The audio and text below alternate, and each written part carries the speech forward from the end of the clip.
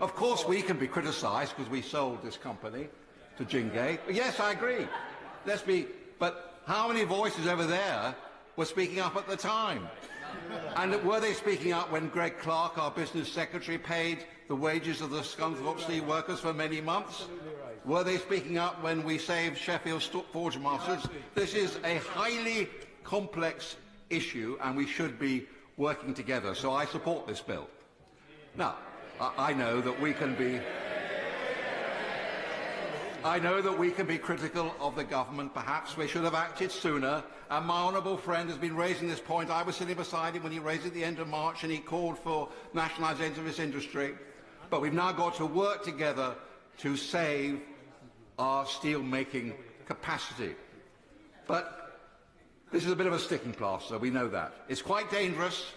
Quite extensive powers have been taken by government. There has to be a sunset clause. We are given unprecedented powers to government. We can criticise them for not acting sooner. But this is just a sticking plaster on a gaping wound. Let's be honest. Steel making in this country is under extreme stress. And why is that? Why are we loading the most expensive energy costs on our own steel production?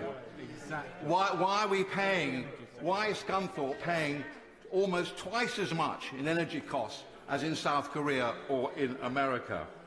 High energy prices make UK steel expensive to produce and uncompetitive versus our European counterparts. The average price paid by UK steelmakers for 24-25 was £66 a megawatt hour, compared with the German price of 50 and the French price of 43. We are making our own steel industry uncompetitive. We have to stop these green energy costs. We have to be realistic. I see that the Secretary of State for Net Zero has now left. But get real. You know, we can take it into public ownership now, but if we go on loading these costs in our industry, we will be coming back month after month, year after year. So, we will support this bill. We want a sunset clause. But we have to get real about China too. Was it not obvious for weeks, indeed for months, that this company, this so-called private company, there is no such thing as a private company in China. They're all under the cosh of the government, under an autocratic regime. What do they care about the steel workers in Scunthorpe? What do they care about our national interest? So never again, colleagues, must we allow a strategic industry like this to fall into the hands of the Chinese, the Russians, or anybody else.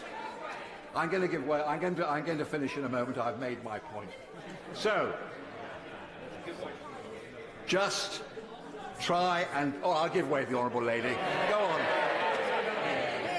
I am extremely grateful to the honourable gentleman for giving way. I would just like to ask him to clarify whether he was aware that the Chinese company that is now in possession of British Steel was actually sold it by a Conservative government of which he was a part. Well, of course I'm aware, because I've just said it. I've just admitted that it was a mistake, but I've asked everybody here, what were they saying at the time?